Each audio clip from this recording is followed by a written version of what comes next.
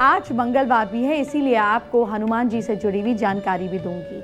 आपको बजरंग बली की पूजा करते समय क्या ध्यान रखना चाहिए वो जान लीजिए।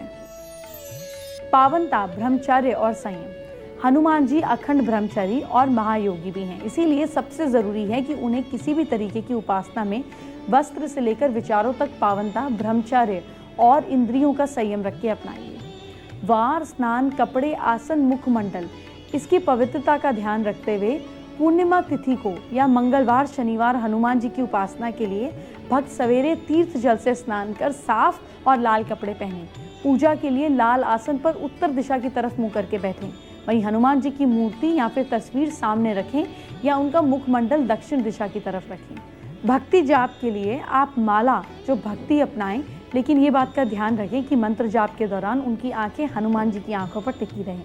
यही नहीं, सात्विक तरीकों से कामना पूर्ति के लिए मंत्र जाप रुद्राक्ष की माला से करें। वार, तिथि, छोला चढ़ाने का मंत्र क्या है? पूर्णिमा तिथि तथा शनिवार को हनुमान जी को तिल का तेल मिले सिंदूर से चोला चढ़ाने से सारी मुसीबतों का अंत हो जाता है। फूल चढ़ाने से वैभव और सुख मिलता है। मंगलवार को हनुमान जी को रेड या येलो फूल चढ़ाएं, जैसे कमल हो गया, गुलाब हो गया, गेंदा, सनफ्लावर, ये सारे वैभव और सुख प्राप्त होते हैं। नारियल पर मौली या जिसको हम कलेवा बोलते हैं, इसे लपेटकर उनके चरणों में अर्पित करें।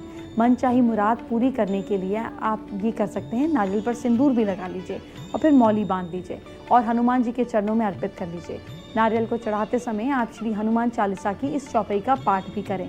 मन ही मन करते रहें, जय जय जय हनुमान गोसाई, कृपा करो गुरुदेव की नाई। इसके साथ साथ आप हनुमान जी को नैवेद्य चढ़ाने के लिए भी शास्त्रों में अलग अलग वक्त पर विशेष नियम बताए गए हैं। उनके मुताबिक सवेरे हनुमान जी को नारियल का गोला या गुड़ से बने लड्डू का भोग लगाना चाहिए।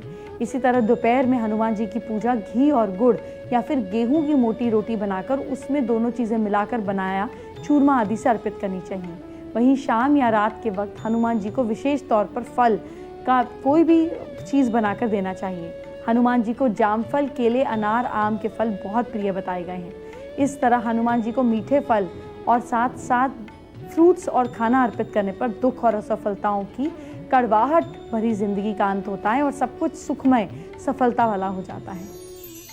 आइए बात करते हैं आज की स्पेशल एस्ट्रो टिप का।